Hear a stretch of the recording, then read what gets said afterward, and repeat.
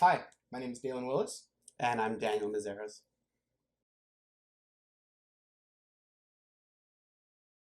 At first, I didn't have too much emotion. I didn't feel much about it. It was kind of like, okay, another awful thing in the news that comes up that has been happening. It wasn't a shock to me at the beginning that this has happened. Yeah. Like it happens all the time. Yeah. Goodness. The last few weeks has been pretty overwhelming, to be Yeah. honest. Unexpectedly overwhelming. Like, okay, like another awful thing in the news that's happening that shouldn't happen, but Another atrocity that's happened again, just like last month, and and then it really started to gain traction. And then it started coming up in lots of it wasn't just this thing that came in a news day and done in a couple of days, right? It's this thing that kind of kept coming up in conversation. Um, I was getting emails from all kinds of organizations with some position on it, or not necessarily a position, but like an acknowledgement of it. So I'm like, okay, this is like I should actually know what is happening so that I can have a better filter for all this information that's now starting to come at me. So, so that led me to look it up more, to watch the video with George Floyd's death. So do more research and watch the video and really, really, I think a lot of things changed when a friend of mine invited me to go to the rally. At first, I felt bad that I like didn't have such a reaction, in that beginning time. Like, oh, this thing that everybody has really strong reactions about, and I'm what does that mean that I don't me, and particularly someone who various social justice issues like interest me or get me riled up, like why is this not really affecting me too much? And then watching the videos and kind of getting more of the information, um, I noticed kind of a sadness for me, like a sadness, a heaviness, um, and that, yeah, it never kind of got to this anger for me, but this yeah, this kind of this heaviness that kind of started to infiltrate my life. I started like being more exhausted, and um, and also, so there's a sadness, a heaviness, um, a fear. Like I started to feel like a fear that I'm gonna say the wrong thing. I'm gonna, how do I bring this up? Like, what's the best way to talk to my Black friends about this? Like, how do I, how does this change my work? How do I have conversations at work? Like, and feeling like I want to do something, but I feel scared to do the wrong thing or do Mm. something that's offensive and so, um, yeah, until I like actually just like talked to one of my friends who's Black and about like, hey, what would be meaningful for you? From like, I want to do something, I don't know what to do. I don't like what would be. He said, oh, just acknowledge it, just post it, post something about it if you care. Like, and so that's what I did, and that kind of started more the ease once I talking to um, someone who's Black in my circles, able then freed me up to start having the car instead of just kind of being frozen, able to move, right? Mm. Able to take a step at least to talk with people. I'm a counselor, and so it was really also to talk with clients about their reaction to what's happening, and in a place where they started to share with me about how they didn't um, also didn't know what to do with Right. their reaction. And so it's not my position to share with them that I connected with their experience, but I think that also added to my personal emotional experience of like feeling this like heaviness like around it. In your community. Yeah, exactly. That it wasn't just, and it wasn't just this heaviness, but there's also this little bit of relief of like this like we're sharing the heaviness a Mm. bit. And when at work, when they actually acknowledge, hey, with Black Lives Matter and the news and all that, like, is anyone else exhausted and just tired and not tired of it, but like feeling drained by the hard issues, and lots of people, other colleagues start talking about that because it just comes personal life and then also like with clients that we talk to. So that's kind of been, I guess, like the emotional timeline, if you will, of the last few weeks for me. I wasn't really looking and seeing all that, and then Yeah. I was like, oh, there's a rally today, and same kind of thing you felt about coming here. It was like, Mm, well, how can I not? right.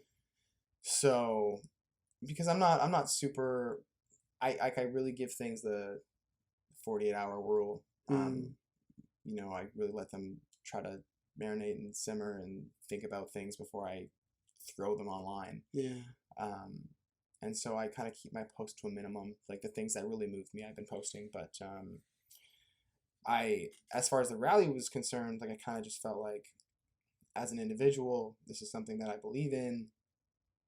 Um, for me not to go would be I I feel like it's my responsibility to be there. Like that's at least how I felt. Mm, And I'm not a big rallier either. So I went, and it was great.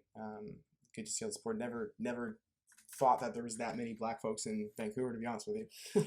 Um, and then and then after that, the conversations kept rolling in, and I've had a lot of conversations with a lot of my friends, most of them being white, and just bringing up really interesting, nuanced topics about how to move forward with certain things. Like a friend of mine was asking me, okay, like how do you feel about white people playing Black people's music, and like just a topic like that, and just mm, kind of like hashing it out and understanding like you know how to cite your sources and understand like where your inspirations are coming from, and just different things, was really great because it helps me kind of open up my understanding of the situation. mm, um, and then I got to a point where I was doing a talk online. I was doing a Zoom talk with like about 30 some odd people, most of them being white people, and there's two Black women there,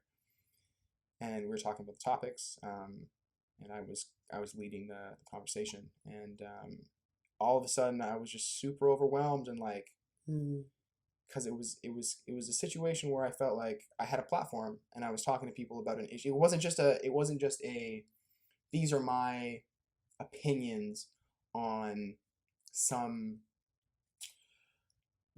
random topic yeah. of conversation. It Yeah. was it was an issue that is so much bigger than I am, Mm, and I just found myself like, what was that valuable? Did that make sense? Did that resonate? Like, did that right. connect? Where could people did like what, And I'm looking at all the faces on the Zoom, and like, everyone's just like Yeah. listening, and like it was I was so I could have broke down in tears. Like Yeah. it was very overwhelming to be a voice for something that, in some ways I feel like I'm unequipped to talk about, Mm, because I'm not a historian. Like I don't know all of the yeah. things about my culture. Like I'm sure a lot of people don't, right? But I think I did find kind of solace in just my own walk, my own life, because now that this is a dialogue, I am finding that there's certain things that I took for granted or just took as every day that a lot of other people Mm-hmm. would never even seen, and Mm-hmm. I guess that didn't quite register as much as it does now. Mm, So just really, yeah, going through the gauntlet of emotions, I guess. And I guess now I'm at a place where I am trying to continue the conversation, and not so like I love having a conversation where I get to educate somebody on something, but I think more so just for me, because there's so many new topics and new nuanced ideas and things that keep popping up on this specific topic and issue that I've never thought about before. yeah. And I do think that it's our responsibility as a society to talk about the difficult issues. Mm, So so yeah, I think that's kind of where I'm at. Is I'm just really excited to learn mm. and grow through this experience. I think 21 is the answer. So like kindergarten, grade 12, undergrad. master's in counseling psych. So For me, I went from K to 12, and then I went to university for 3.5 years. I studied psychology and philosophy and hmm business, and then I dropped out. So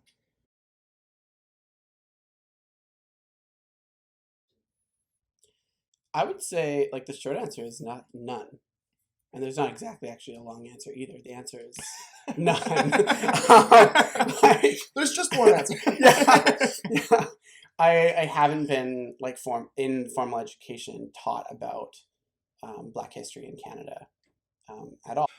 Honestly, a lot less than I would like. I think one of the great things about this current situation is it's given me a lot of opportunity to learn more about my heritage, which is Mm, fantastic. Because education is key, right? So I guess in high school, I had a really great history teacher, um, and we got to do a paper on Black History Month on any historical figure that we wanted to, and I chose Malcolm X, and so mm, I learned a lot during that year, and then I did when I was in Nova Scotia to see my family. My family's from Nova Scotia, so they've got a history museum out there. So I got to kind of hmm like see that and did my own kind of research on like my own lineage. So Yeah. that was really interesting. But yeah, I think other than that, not too much. Like I'm really happy that I have the father figure in my life that I have because he fosters that a lot. Mm, In growing up in a white community, I know a lot of my black friends who don't have that. yeah. So there's a lot of identity searching.